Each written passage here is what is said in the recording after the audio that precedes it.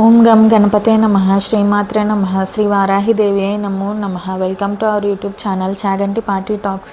గురు పరంపరలో పార్ట్ 1 శ్రీ గురు చరిత్ర 47వ అధ్యాయం. శ్రీ గణేశాయ నమః, శ్రీ సరస్వతి నమః, శ్రీ గురుభ్యో నమః. తనివి తీరని సద్గురు కథారస పానాశక్తి శ్రీ దత్తానుగ్రహానికి చిహ్నమని సిద్ధుడు మరలా ఈ 47, 48, 49 అధ్యాయాల్లో కూడా హెచ్చరిస్తున్నాడు. సిద్ధుడు పూర్ణమైన నిష్ఠా ఓరిములతో సద్గురుని సేవించి జీవన్ముక్తుడయ్యాడు కనుక ఆయన వాక్కు ప్రమాణమేనని గుర్తుంచుకొని గంధ పారాయణ చేయాలి. ఒకే పరమాత్మ విశ్వమంతా అయి కూడా త్రిమూర్తుల రూపాల్లో వారి లోకాలలో ఉన్నాడని సిద్ధుడు చెప్తాడు. అంటే శ్రీ దత్తావతార కార్యమైన బ్రహ్మ శైవ వైష్ణవ సామరస్యాన్నే సిద్ధుడు నొక్కి చెప్తున్నాడు. ఆ రూపాలలో ఆయా లోకాల్లో ఆవిర్భవించిన పరమాత్మే భక్తులను ఉద్ధరించడానికి భూమి మీద సంతరిస్తున్నాడని చెప్పి సద్గురువుల్లో త్రిమూర్తుల ఐక్యం ఉన్నదని గుర్తు చేస్తున్నాడు. భగవంతుడు ప్రతి యుగంలోనూ అలా అవతరిస్తాడని చెప్పడం వలన ముందటి అధ్యాయాల్లో చెప్పినట్లు సద్గురు సేవకులను సమీపించవద్దని భగవంతుడు కలిపురుషునికి చెప్పినందువలన మనము అట్టి సద్గురుని సేవిస్తే ఈ కలిమలాన్ని బెరవనవసరం లేదని సిద్ధుడు హెచ్చరిస్తున్నాడు. శ్రీకుడు ఒకే సమయంలో 8 గ్రామాల్లోని భక్తుల ఇళ్లకు వెళ్ళాడు. ఇటు లీలలను షిరిడి సాయినాథుని చరిత్రలో చూడవచ్చు. శ్రీగురుడు తనను భక్తితో సేవిస్తున్న కృషివలునికి లక్ష్మి భక్తి కూడా స్థిరంగా ఉండేలా వరమిచ్చాడు. లక్ష్మి చంచలమని లోక ప్రసిద్ధి. మోక్షకారకులైన కళ్యాణ గుణాలే అసలైన లక్ష్మి అని మహర్షి వాక్యం. అంటే లౌకిక సుఖాలే కోరే అజ్ఞానులు కూడా సద్గురుడు అతడి కోరిన అభిష్టానికి తోడు మోక్షార్హతను కూడా ప్రసాదిస్తాడన్నమాట. అదే ఒక వంక దేవతలకు, సామాన్య సిద్ధ పురుషులకు, మరో వంక శ్రీ దత్తావతారులైన సద్గురులకు భేదం. గురువనే క్షేత్రం సారవంతమైన కొద్దీ ఒకే భక్తి బీజం అధికంగా ఫలిస్తుంది. శ్రీగురుడు గంధర్వపురంలోను అమరపురంలోను నివసించడానికి అక్కడ ఎన్నో తీర్థాలు దేవతలు ఉండడమే కారణమని చెప్తాడు, కానీ తాను కారణం అనడు. కానీ తీర్థాలన్నీ మహనీయుల తపోప్రభావం వల్లే ఏర్పడతాయని ముందే చెప్పాడు. పూర్వం ఒక జీవన్ముక్తుడైన శివభక్తుల సంచారం చేత ఆ క్షేత్రం పావనమైందని స్వామి చెప్తాడు. మహాత్ముల సన్నిధిలో సర్వతీర్థ క్షేత్రాలుంటాయని, దేవతలుంటారని గురుగీత చెప్తుంది.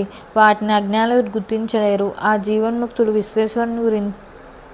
విశ్వేశ్వరుని ప్రార్థించి ఆ తీర్థాలను వారికి చూపాడు. సామాన్యులు సద్గురు మహిమను గుర్తించి సేవించలేరు కనుక వారికి తగిన ఆలంబనం వారికి చూపాలి కదా.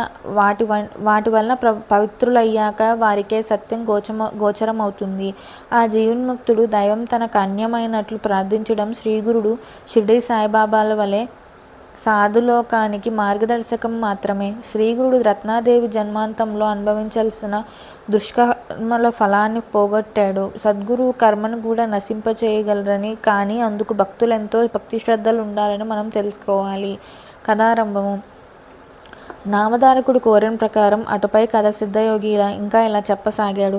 నీవెంతో అదృష్టవంతుడివి గనక ఈ కథ పట్ల ఇంత శ్రద్ధాసక్తులు కలిగాయి.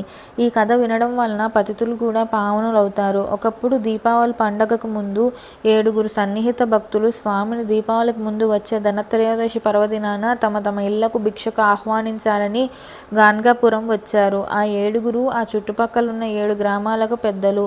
వారి ప్రార్థనలు విని స్వామి ఒకే సమయంలో మీరందరూ ఆహ్వానిస్తే మేము అదే రోజు అందరి ఇళ్లకు రావడం ఎలా సాధ్యము? అలా అని మీలో ఎవరికి కోరికను మేము కాదనలేము కనుక మీలో మీరు సంప్రదించుకొని ఒక నిశ్చయానికి వచ్చి ఎవరింటికి రమ్మంటే అక్కడికి రాగలము అన్నారు. అప్పుడు ఆ 7 స్వామి తమ ఇంటికి రావాలని వాదించుకోసాగారు. వారు ఇంతవరకు ఒక నిశ్చయానికి రాలేకపోయేసరికి స్వామి నవ్వుతూ, మీరు వాదించుకోవడం ఎందుకు? మీ అందరికీ మాపై విశ్వాసం ఉన్నది కనుక ఆ విషయం మా ఇష్టానికి విడిచిపెట్టండి. ఆ రోజు మాకు తోచిన చోటికి మేమే వస్తాము అన్నారు. అప్పుడు ఆ భక్తులు నమస్కరించి, స్వామి మా శక్తి సామర్థ్యాలు స్థితిగతులు ఎంచక మా అందరినీ సమానంగా మన్నించండి అన్నారు. కానీ స్వామి వారిలో ఎవరింటికి రాకపోతే వారు నదిలో దూకి ప్రాణాలు విడుస్తామని శపథం చేశారు. వారిలో పేదవారు, అయ్యా మేము పేదవాళ్ళమని మమ్ము ఉపేక్షించవద్దు. ఆనాడు శ్రీకృష్ణుడు రారాజైన దుర్యోధనుడు ఆహ్వానించిన అతని పదవి నెంచక తమనే నమ్ముకున్న నిరుపేద అయిన విదురుని ఇంటికి ఆ భగవంతుడు అతిథిగా వెళ్ళాడు కదా. అలానే మీరు కూడా మా ప్రార్థనను తోసిపుచ్చవద్దు అని ఎవరికి వారే వేడుకున్నారు. అప్పుడు స్వామి, మీరు మీ ఇళ్ళకి వెళ్ళండి, ఆనాడు మాకై మేము రాగలం, సందేహించవద్దు అని వాగ్దానం చేశారు. ఆయన ఎవరి ఆహ్వానాన్ని మన్నిస్తారో అన్న సందేహంతో ఆ 7గురు అలాగే నిలబడిపోయారు. అప్పుడు ఆయన ఒక్కొక్కరినే పక్కకు పిలిచి, మేము మీ గ్రామానికే వస్తాము, కానీ ఈ మాట ఇంకెవరికి చెప్పవద్దు అని రహస్యంగా చెప్పారు. అప్పుడు వాళ్ళు ఎవరికి వారే స్వామి తన ఇంటికే రాగలరని తలచి ఇతరులకు ఏమీ చెప్పకుండా స్వామి వద్ద సెలవు తీసుకొని వెళ్ళిపోయారు. కానీ స్వామి ఆ పండగ నాడు ఏ ఊరు వెళ్తారని అచ్చటి వారందరికీ తెలిసిపోయింది. గంధర్వపుర వాసులందరూ వెంటనే వారి వద్దకు వచ్చి ఆ పర్వదినాన తమను విడిచి ఎక్కడికి పోవద్దని బతిమాలుకున్నారు.